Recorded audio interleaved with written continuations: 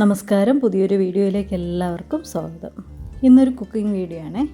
ഒരു സ്പെഷ്യൽ കോവയ്ക്ക ഫ്രൈ ഉണ്ടാക്കാം കേട്ടോ ഇന്ന് നമുക്ക്.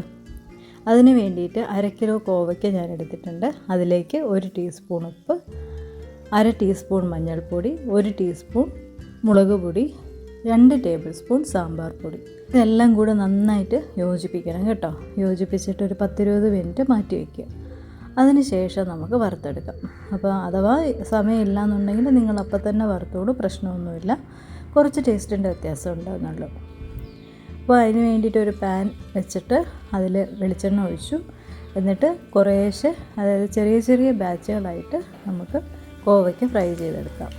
മീഡിയം ഫ്ലെയിമിലായിരിക്കണേ നമ്മൾ ഈ വറുത്തെടുക്കേണ്ടത്. അതാകുമ്പോഴത്തേക്ക് ഉള്ള് വേകും, അല്ലാന്നുണ്ടെങ്കിൽ ഉള്ള് വേഗത്തുമില്ല, പുറം കരിയുകയും ചെയ്യും. അപ്പോൾ ഒരുപാട് നേരിട്ട് ഫ്രൈ ചെയ്യേണ്ട കാര്യമില്ല.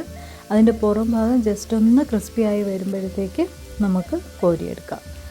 അപ്പോൾ ഇപ്പോൾ ഏകദേശം ആയിട്ടുണ്ട് കണ്ടോ. ആ ഒരു മുകൾ ഭാഗം ഒന്ന് മൊരിഞ്ഞ് വരുന്നതായിട്ട് കാണുന്നില്ലേ? ആ ഒരു പരുവത്തിൽ നമുക്ക് എണ്ണയിൽ നിന്ന് ഇതിനെ കോരിയെടുക്കാം.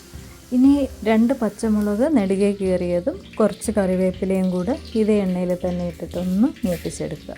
മൂപ്പിച്ചിട്ട് ഇതിൽ ചേർത്ത് കൊടുക്കണം. ഇത്രയേ ഉള്ളൂ, സംഭവം റെഡിയായി. ഇനി ഒന്നുമില്ല. ചോറോ ചപ്പാത്തിയോ എന്തിൻ്റെ കൂടെ വേണമെങ്കിലും കഴിക്കാം. അടിപൊളി ടേസ്റ്റാണ്. ഞാൻ ശരിക്കും പറഞ്ഞാൽ ഇതൊന്നും കൂട്ടിയിട്ടല്ല, ചോറിൻ്റെ കൂടെ ഒന്നുമല്ല, വെറുതെ പെറുക്കി തിന്നും.